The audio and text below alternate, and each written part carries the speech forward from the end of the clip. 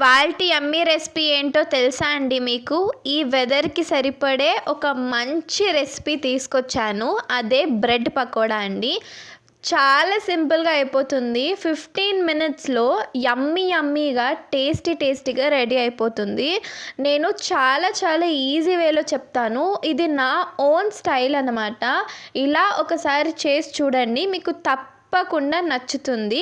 Step by step డీటెయిల్‌గా చెప్పాను. మరి మీరు కూడా తప్పకుండా ట్రై చేయండి.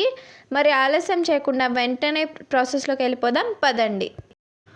ముందుగా స్టవ్ ఆన్ చేసుకొని ఒక కడాయి పెట్టుకోండి. అందులోకి 1 టీ స్పూన్ అంత ఆయిల్‌ని వేసుకోండి. ఆయిల్ బాగా వేడెక్కాక ఇందులోకి 1 సన్నగా చాప్ చేసి పెట్టుకున్న ఎర్రగడ్డని, అలాగే మీ కారానికి తగినట్లుగా పచ్చిమిరపకాయల్ని, కట్ చేసి పెట్టుకున్న అల్లం ముక్కల్ని కూడా వేసుకొని బాగా ఫ్రై చేసుకోవాలన్నమాట. ఆనియన్స్ అనేది కొంచెం ట్రాన్స్పరెంట్ అవ్వాలి.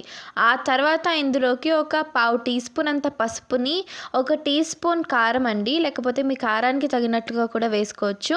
అలాగే 1 టీ స్పూన్ అంత వేయించి పెట్టుకున్న జీలకర్ర పొడి, 1 టీ స్పూన్ ధనియాల పొడి, అలాగే మంచి ఫ్లేవర్ కోసం 1 టీ స్పూన్ గరం మసాలాని, రుచికి సరిపడా కొంచెం సాల్ట్ వేసుకొని వీటిల్ని కూడా బాగా మిక్స్ చేసుకోండి.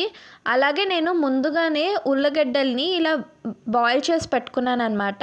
ఒక 5-6 ఉల్లగడ్డల్ని ఈ విధంగా బాగా బాయిల్ చేసుకొని పీలప్ చేసుకొని పెట్టుకున్నాను. ఇప్పుడు దీన్ని కూడా అందులోకి వేసుకొని బాగా మ్యాష్ చేసుకోండి. ఆ తర్వాత ఫైనల్‌గా ఇందులోకి 1.5 టీ స్పూన్ అంతా చాట్ మసాలాని వేసుకొని, చివరిగా కొంచెం చాప్ చేసి పెట్టుకున్న కొత్తిమీర వేసుకొని బాగా మిక్స్ చేసుకొని ఒక బౌల్లోకి తీసుకొని పక్కన పెట్టుకోండి. ఈలోపు మనం మిగతా ప్రాసెస్ చూద్దాం. నేను ఇక్కడ 6 బ్రెడ్ పీసెస్ని తీసుకున్నానండి. ఇప్పుడు దీనిపైన ఆ స్టఫింగ్ పెట్టుకొని బాగా దీన్ని స్ప్రెడ్ చేసుకుంటున్నాను అనమాట. సో దట్ అన్ని వైపులా మనకి బాగా టేస్ట్ తెలుస్తుంది. ఇప్పుడు ఇంకో స్లైస్ని కవర్ చేసుకొని ఇలా మధ్యలోకి కట్ చేస్తున్నాను. మీరు కావాలంటే హోల్ బ్రెడ్తో కూడా చేసుకోవచ్చు. నేనైతే ఇలా హాఫ్గా కట్ చేసి చేస్తున్నాను. అలాగే మీరు కావాలంటే ఈ ప్లేస్లో హోల్ వీట్ బ్రెడ్ని ఇలాంటివి కూడా వాడుకోవచ్చు. చూడండి, మనకి లోపల టేస్టీ స్టఫింగ్ ఉంటుందన్నమాట. ఇప్పుడు నేను ఇక్కడ 1 కప్పు శనగపిండి తీసుకున్నానండి.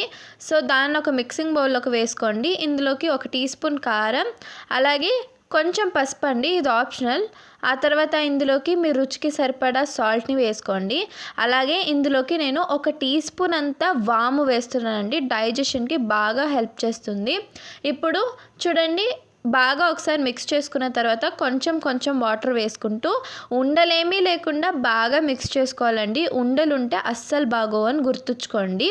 ఇప్పుడు చూడండి, కన్సిస్టెన్సీ అనేది ఇలా బజ్జీ బ్యాటర్ లాగా ఉండాలన్నమాట. చూడండి, ఇలా కొంచెం థిక్గా ఉండాలి. మరీ థిక్గా ఉండకూడదు, అలా అని మరీ పలుచగా ఉండకూడదు. ఇది పర్ఫెక్ట్ కన్సిస్టెన్సీ అనమాట. ఇప్పుడు మనం ఇందాక కట్ చేసి పెట్టుకున్న బ్రెడ్ పీసెస్ని కూడా ఇందులో బాగా కోట్ చేసుకొని వేడి ఆయిల్లో వేసుకొని 2 వైపులా బాగా కాల్చుకోవాలన్నమాట. గోల్డెన్ బ్రౌన్ కలర్ రావాలి.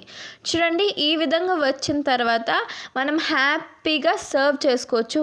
వేడిగా వర్షాకాలంలో ది బెస్ట్ స్నాక్ అని చెప్పొచ్చు. సో మీరు కూడా తప్పకుండా ట్రై చేయండి. Thank you for watching. Please like, share and subscribe to my channel. Bye bye.